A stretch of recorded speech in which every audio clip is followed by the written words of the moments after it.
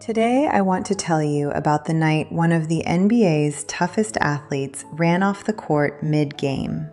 Not because of an injury, not because of a foul, but because of something no amount of physical training had ever prepared him for. And what happened next quietly changed the lives of millions of people who had been carrying the same invisible weight. Are you ready? Let's get into it. Picture this. It's a packed NBA arena on a cold November night. 20,000 fans fill every seat. Bright lights flood the hardwood floor. Cameras follow every movement. What no one in that arena realizes is that one of the toughest athletes in professional sports is about to run away from the game. Not because of an injury. He'll run because, for the very first time in his life, he can't breathe. His heart suddenly begins pounding so violently it feels like it's trying to escape his chest. His breathing becomes shallow. The court that felt so familiar only moments earlier now seems strangely distant.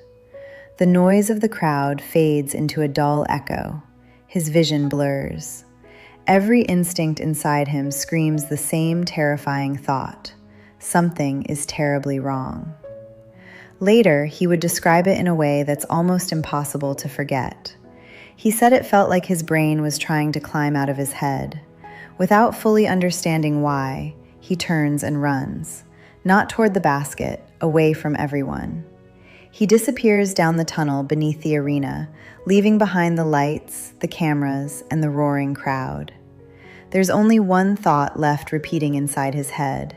This might be it. I think I'm dying. Imagine believing your life might end without having the slightest idea why. No visible injury, no broken bone. Your own body, the one you've trusted your entire life, suddenly feels like it is turned against you. Athletes understand physical injuries. They know the routine, get treatment, recover. But this had no instructions, no warning, no explanation, only fear. The man experiencing all of this was Kevin Love, an NBA All-Star, an Olympic gold medalist, a player admired for his toughness, consistency, and professionalism. From the outside, his life looked almost perfect. Success, fame, championships, the admiration of millions. If anyone looked like they had life completely figured out, it was him. And that's exactly why his story matters. Because suffering doesn't always look the way we expect it to. Sometimes the people who appear strongest are carrying battles no one else can see. Mental health has never cared about appearances. It can quietly reach anyone, even someone standing beneath the brightest lights in professional sports. That night wasn't just Kevin Love's first panic attack. It was the first time he realized there was something happening inside him that years of physical training had never prepared him to face. No one had ever taught him how to recognize emotional pain when it arrived wearing the disguise of fear. So when his mind finally demanded attention, he mistook it for the end of his life. One question kept following him. What was that? He'd spent his entire life understanding how his body worked. Physical injuries always had a name, a diagnosis, a treatment. But this felt completely different. No collision, no warning sign, just a terrifying wave that stole his sense of control. For days afterward, he couldn't stop wondering if it would happen again. Kevin wasn't just fighting fear, he was fighting confusion. And yet, his first instinct wasn't to ask for help. It was to make sure nobody knew, because that's what he'd been taught to do. Not through words, through years of watching, listening, and absorbing unwritten rules. Kevin later described those rules with a single word, the playbook. Not a real book. No coach ever handed it to him. Yet somehow, almost every man seems to receive a copy growing up. Its rules are simple. Be strong, don't complain, handle your own problems, don't let people see you struggling. It's passed from one generation to the next without anyone realizing they're teaching it. By the time Kevin reached the NBA, he'd mastered every skill basketball demanded, but never this one, how to understand his own emotional world.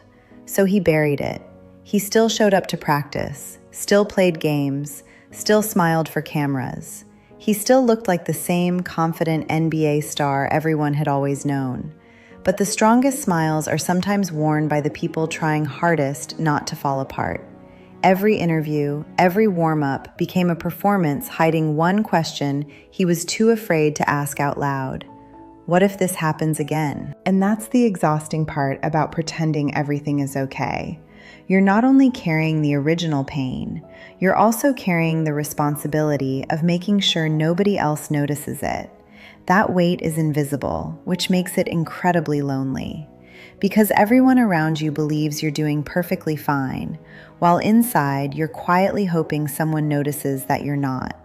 Eventually, Kevin realized something important. The playbook had taught him how to hide emotional pain, but it had never taught him how to heal it. Eventually, he began seeing a therapist.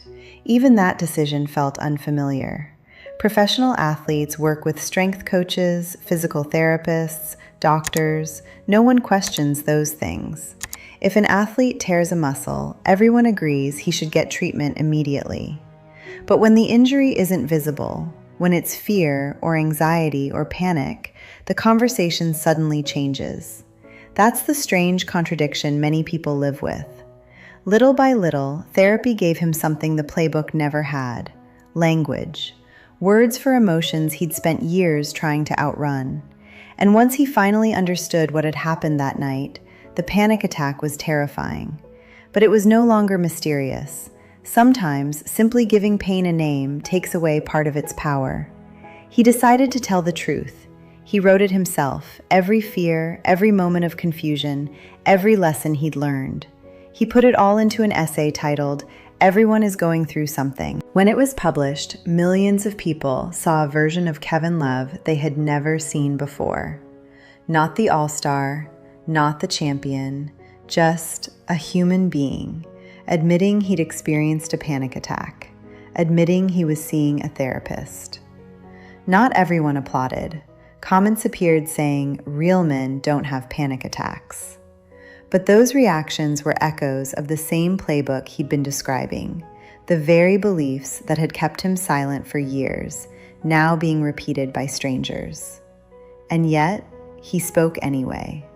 Because running off the court during a panic attack wasn't the bravest thing Kevin ever did. Writing about it afterward was. Then something extraordinary happened. The response wasn't defined by the critics. It was defined by the people who had been silently waiting for someone to speak first. Thousands of messages arrived saying almost exactly the same thing. "Me too. I thought I was the only one. I've never told anyone this before." That's the remarkable thing about vulnerability. It spreads. Not because weakness is contagious, because honesty gives other people permission to be honest too. And I keep coming back to the title of that essay, "Everyone is Going Through Something." Such a simple sentence, yet it quietly changes the way you see people. We naturally assume confidence means peace, that success means happiness, that strength means someone isn't struggling. But many people become incredibly skilled at looking okay, especially the ones who've spent years believing they have no other choice. Think about the men in your own life, the one who's always reliable, always solving everyone else's problems, always saying, "Don't worry about me." When was the last time you looked past those words? That's what Kevin Love's story ultimately taught me. Strength isn't pretending pain doesn't exist. Real strength sometimes sounds like, "I'm struggling." Sometimes it sounds like, "Can you help me?" Those aren't signs that someone is falling apart.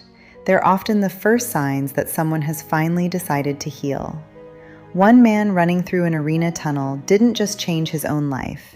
He quietly challenged an idea millions of men had been carrying for generations, that silence equals strength. It doesn't. Sometimes silence simply means someone has never been taught another way. The strongest looking person in the room might be using every ounce of energy just to convince everyone else that they're okay. So before you go, is there someone in your life who always seems strong, who never complains, who always says they're fine, that you've never really asked, "How are you, really?" Maybe today's the day you do. And if you're the one who's been carrying everything alone, maybe today is also the day you stop believing you have to. If this story resonated with you, I'd love to hear your thoughts. Have you ever experienced a moment when someone else's honesty gave you the courage to tell your own story? Share in the comments. I read every single one, and some of the most meaningful conversations begin there. Thank you for spending these few minutes with me. Take care of yourself, and don't forget to check in on the people you love. You never know what someone might be carrying behind a simple smile. I'll see you in the next one.